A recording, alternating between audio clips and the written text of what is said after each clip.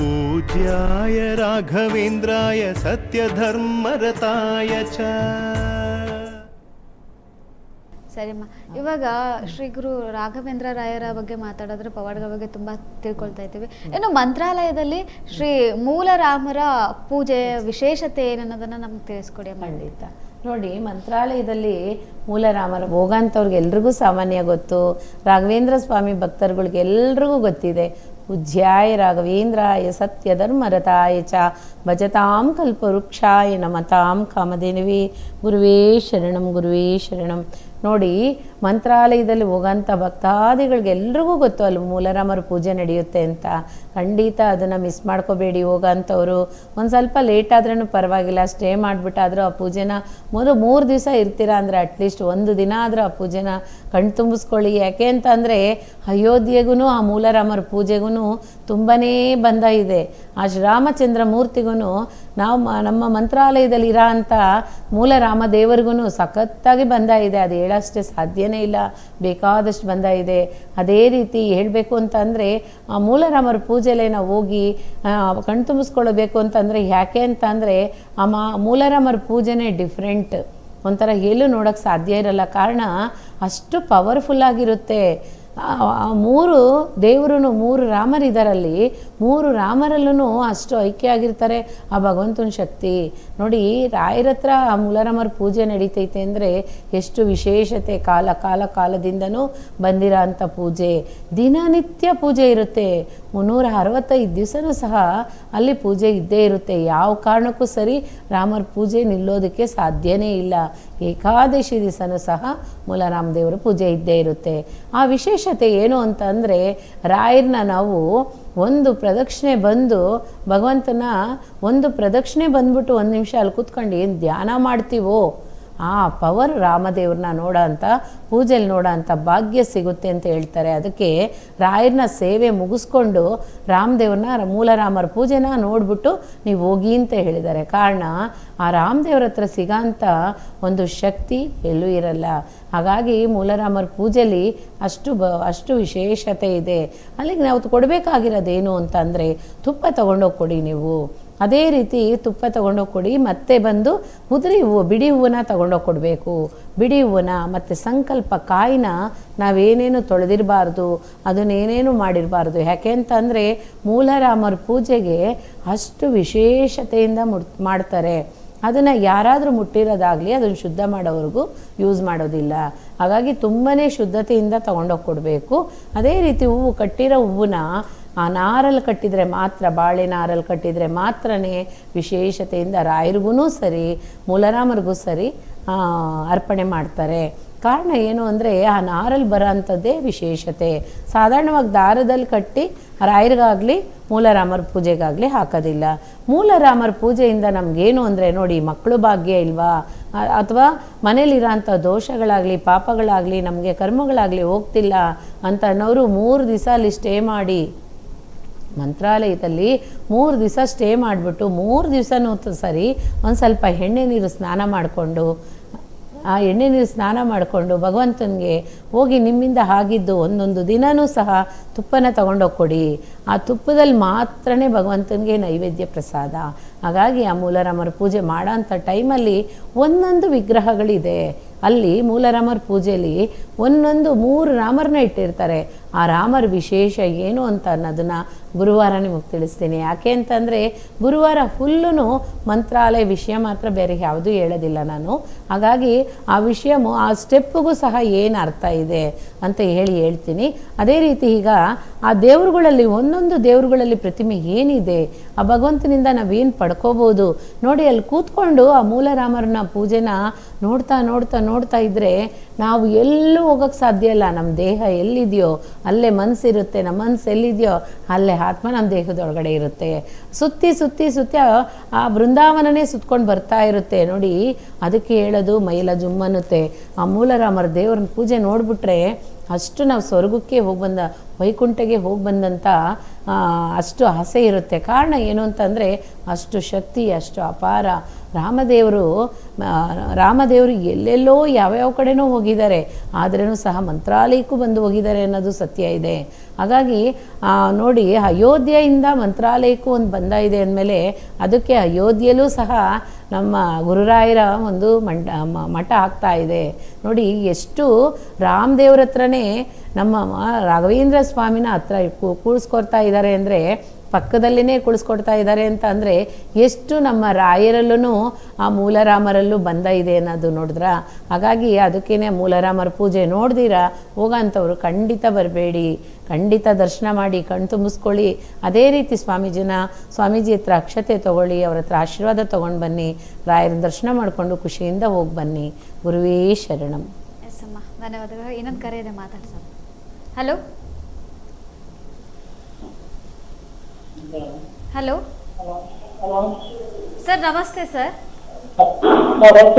ಮಾತಾಡೋದು ಸರಿ, ನಿಮ್ಮ ಹೆಸರು ಸರ್? ಮಗಳಿಗೆ ಆರಾಮಿಲ್ಲ ನಮ್ಗ. Okay sir. ಸರ್, ಎಲ್ಲಿಂದ ಕರೆ ಮಾಡ್ತಾ ಇದ್ದೀರಾ ಸರ್? ಇಲ್ಲಿ ನೋಡ್ರಿ ಮೇಡಮ್. ಸರ್, ನಿಮ್ಮ ವಾಲ್ಯೂಮ್ ಸ್ವಲ್ಪ ಕಡಿಮೆ ಮಾಡಿ ಮಾತಾಡಿ ಸರ್, ತುಂಬಾ ಆಡ ಕೇಳಿಸ್ತಾ ಇದೆ, ಕಿವಿಯಲ್ಲಿ ಕೇಳಿಸ್ತಾ ಇಲ್ಲ ಚೆನ್ನಾಗಿ. ಮಗಳ್ರಿ ಆರಾಮಿಲ್ಲ, ಬರೀ ರಕ್ತ ಕಮ್ಮಿ ಆಗೋದು. ನಿಮ್ಮ ಮನೇಲಿ ನಿಮ್ಮ ಮಕ್ಕಳಿಗೆ ಆರಾಮಿಲ್ವಾ? ಮಕ್ಕಳು ನೋಡ್ರಿ ಆರಾಮಿಲ್ಲ. ಓಕೆ. ಬರೀ ರಕ್ತ ಕಮ್ಮಿ ಆಗ್ತೈತೆ, ನಿದ್ದೆ ಇಲ್ಲ, ಊಟ ಇಲ್ಲ. ಸರ್, ಚೆನ್ನಾಗಿ ಕೇಳಿಸ್ತಾ ಇಲ್ಲ ಮಾತಾಡ್ತಿರೋದು. ಆರಾಮಿಲ್ಲ ನೋಡ್ರಿ, ಯಾವಾಗ ಕೇಳ್ರಿ ಆರಾಮಿಲ್ಲ. ಏನು ಕೇಳಿಸ್ತಾ ಇಲ್ಲ? ಏನು ಕೇಳಿಸ್ತಾ ಇಲ್ಲ ಸರ್, ನೀವು ಮಾತಾಡ್ತಿರೋದು ಚೆನ್ನಾಗಿ ಕೇಳಿಸ್ತಾ ಇಲ್ಲ.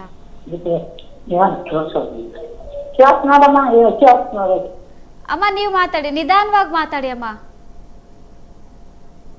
ಹಲೋ.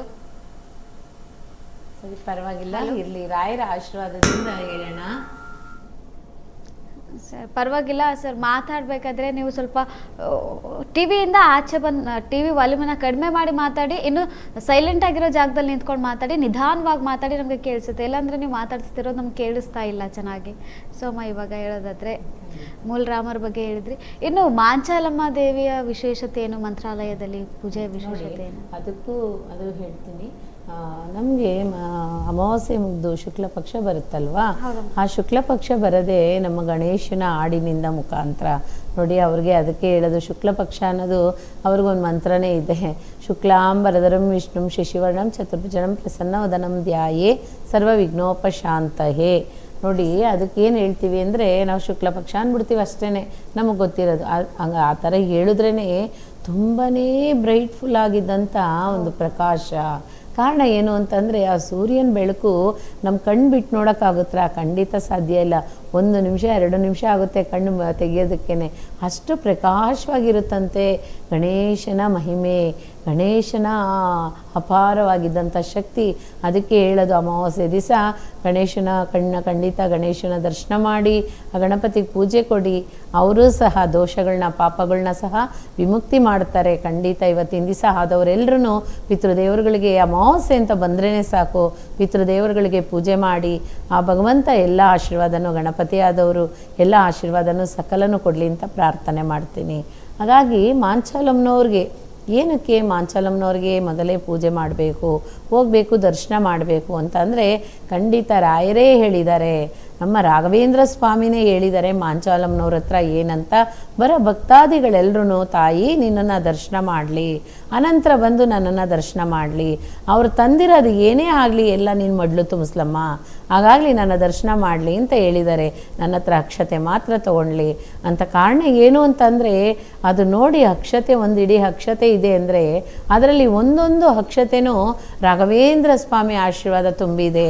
ರಾಘವೇಂದ್ರ ಸ್ವಾಮಿ ಅಕ್ಷತೆಯಲ್ಲಿ ಆ ಮಂತ್ರದಿಂದ ಮಾಡಿದಂಥ ಅಕ್ಷತೆ, ಒಂದೊಂದು ಅಕ್ಷತೆಗೂ ಪವರ್ಫುಲ್ ಇದೆ ನೋಡಿ. ಅದಕ್ಕೆ ಹೇಳೋದು ರಾಘವೇಂದ್ರ ಸ್ವಾಮಿ ಅಕ್ಷತೆ ಮಠದಲ್ಲಿ ಕೊಡೋ ಅಂಥದ್ದನ್ನ ಕೆಳಗಡೆ ಬಿಸಾಕಬೇಡಿ, ಯಾವ ಕಾರಣಕ್ಕೂ ಅಲ್ಲಲ್ಲೇ ಬಿಸಾಕ್ಬಿಟ್ಟು ಬಂದ್ಬಿಡಬೇಡಿ.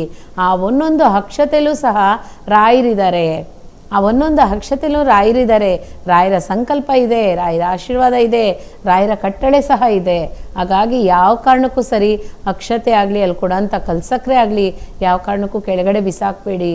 ನೀವು ತಗೊಳಕ್ಕೆ ಇಷ್ಟ ಇಲ್ದಿರ ಇರೋರು ತಗೋಬೇಡಿ, ಆದರೆ ತಗೊಬಂದು ಅದು ಯಾವ ಕಾರಣಕ್ಕೂ ಬಿಸಾಕಬಾರ್ದು. ನಮ್ಮನ್ನು ಅದೇ ರೀತಿ ಭಗವಂತ ಬಿಸಾಕ್ಬಿಟ್ಟ ಅಂದರೆ ನಾವು ಎದ್ದೊಳೋದು ಭಾರಿ ಕಷ್ಟ. ಹಾಗಾಗಿ ಆ ಅಕ್ಷತೆಯಲ್ಲಿ ಇರೋಂಥದ್ದು ನೋಡಿ, ಕೈ ತುಂಬ ನೀವು ಅಕ್ಷತೆನ ಇಟ್ಕೊಂಡು ಇಲ್ಲ ಅಂತಂದರೆ ತಟ್ಟೆ ತುಂಬ ಇಟ್ಬಿಟ್ಟು ಅದರಲ್ಲಿ ಓಂ ಶ್ರೀ ರಾಘವೇಂದ್ರಾಯ ನಮಃ ಅಂತ ಬರೀರಿ. ಹೆಣ್ಮಕ್ಳಾದವರು ಶ್ರೀ ರಾಘವೇಂದ್ರಾಯ ನಮಃ ಅಂತ ಬರೀರಿ.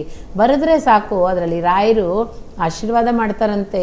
ಅಷ್ಟು ಅವ್ರ ಪಾದ, ಪ್ರಹ್ಲಾದ ಸ್ವಾಮಿ ಪಾದನೆ ಪೂಜೆ ಮಾಡಿದಷ್ಟು ಮುಕ್ತಿ ಸಿಗುತ್ತಂತೆ. ಅದಕ್ಕೆ ಹೇಳೋದು, ಆ ರಾಘವೇಂದ್ರ ಸ್ವಾಮಿನ ಆತ್ಮಪೂರ್ವಕವಾಗಿ ಪ್ರಾರ್ಥನೆ ಮಾಡಿ, ಅದೇ ರೀತಿ ಆತ್ಮ ಸಾಕ್ಷಾತ್ಕಾರವಾಗಿ ಆ ಭಗವಂತನ ಪ್ರಾರ್ಥನೆ ಮಾಡಿ.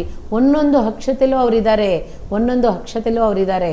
ಅದಕ್ಕೆ ಹೇಳೋದು ಮಾಂಚಾಲಮ್ಮನವ್ರಿಗೆ, ಭಗವಂತ ಅಮ್ಮ ತಾಯೇ ಭಗವಂತ ಹೇಳಿದರೆ, ಅಮ್ಮ ತಾಯೇ ಬರೋಂಥವ್ರೆಲ್ಲರೂ ಪರಮೇಶ್ವರಿ ಬರೋಂಥ ಎಲ್ಲ ಭಕ್ತಾದಿಗಳು ನಿನ್ನನ್ನು ದರ್ಶನ ಮಾಡಿ ಅವ್ರು ತಂದಿರೋದನ್ನೆಲ್ಲ ನೀನು ಅವ್ರ ಹತ್ರ ತಗೊಂಡು ನೀನು ಅವ್ರೇನೇನು ಕೊಡಬೇಕು ಅವ್ರಿಗೆ ಎಲ್ಲನೂ ಕೊಡು ತಾಯಿ ಅಂತ.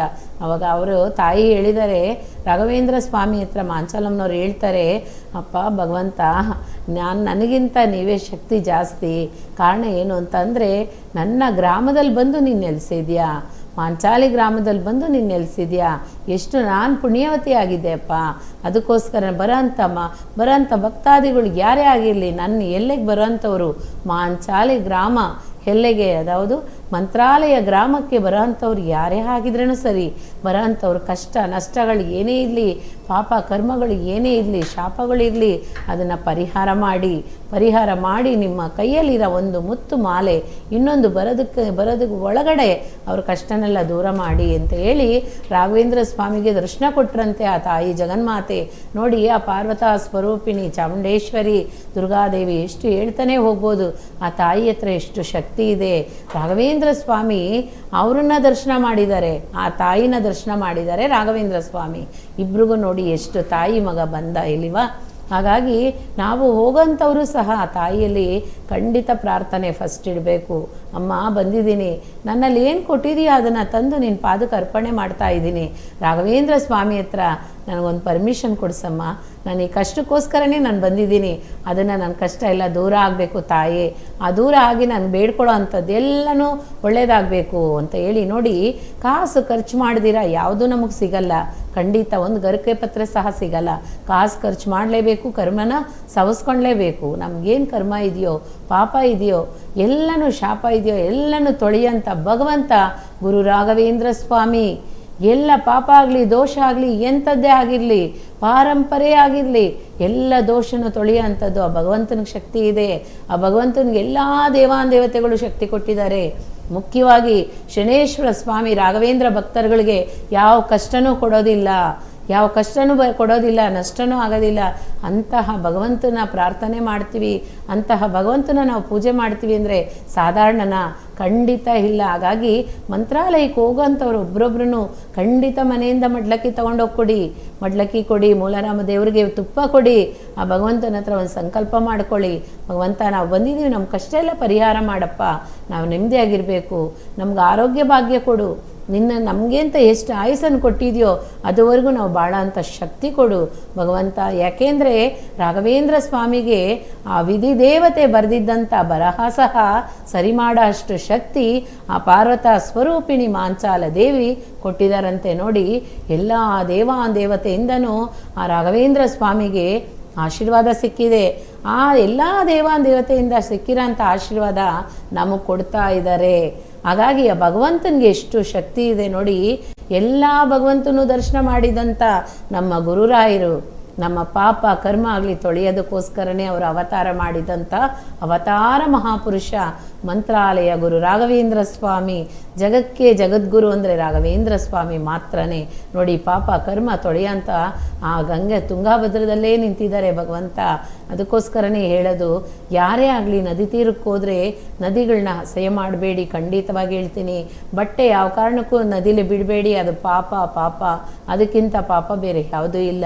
ಇನ್ನೇನು ಸ್ವಲ್ಪ ದಿವಸ ಮಳೆ ಬಂದ್ಬಿಡುತ್ತೆ, ಖಂಡಿತ ನದಿ ತುಂಗೆ ಭದ್ರ ಇಬ್ಬರೂ ನದಿಗಳು ಓಡಾಡುತ್ತೆ. ಅಷ್ಟು ಚೆನ್ನಾಗಿ ಆ ಭಗವಂತನ ಹತ್ರ ಸುತ್ತಿ ನದಿ ಹೋಗ್ತಾ ಇದೆ, ನಮ್ಮ ಕಣ್ಣಿಗೆ ಕಾಣಿಸಲ್ಲ ಅಷ್ಟೇ. ಖಂಡಿತ ಭಗವಂತನ ಆಶೀರ್ವಾದ ಸದಾ ಕಾಲ ಇರಲಿ, ರಾಘವೇಂದ್ರ ಸ್ವಾಮಿ ಅನುಗ್ರಹ ಸದಾ ಕಾಲ ಇರಲಿ. ಆ ಮಾಂಚಾಲ ದೇವಿಗೂ ರಾಘವೇಂದ್ರ ಸ್ವಾಮಿಗೆ ಇರೋದಂಥ ನಂಟು, ಇರೋಂಥ ನಂಟು ಎಲ್ಲೆಲ್ಲೂ ಸಾಧ್ಯನೇ ಇಲ್ಲ, ಹೇಳಕ್ಕೆ ನಮಗೆ ಸಮಯನೂ ಸಾಲ್ತಾ ಇಲ್ಲ. ಖಂಡಿತ ಒಂದೊಂದು ಗುರುವಾರನೂ ರಾಯರ ಅವತಾರ ವಿಷಯಗಳನ್ನ ಒಂದೊಂದೇ ಹೇಳೋಣ. ನನಗೆ ಗೊತ್ತಿರೋ ಅಷ್ಟು ನಾನು ಹೇಳ್ತೀನಿ. ಖಂಡಿತ ಅದು ನೀವು ಸಹ ಇನ್ನೊಬ್ರಿಗೂ ಹೇಳಿ. 4 ಜನಕ್ಕೆ ಹೇಳುವಾಗಲೇ ಅದು 4, 8 ಆಗುತ್ತೆ, 8, 12 ಆಗುತ್ತೆ. ಈ ಥರ ಆ ಭಗವಂತನ ಹೋಗ್ತಾನೇ ಇರುತ್ತೆ ನೋಡಿ. ಶಕ್ತಿ, ಭಗವಂತನಿಗೆ ಶಕ್ತಿ ಇತ್ತು ಅಂದರೆ ಸಾಕು, ನಾವೆಲ್ಲನೂ ಸಂತೋಷವಾಗಿ ಬಾಳ್ಬೋದು. ಗುರುವೇ ಶರಣಂ. पूज्याय राघवेन्द्राय सत्यधर्मरताय च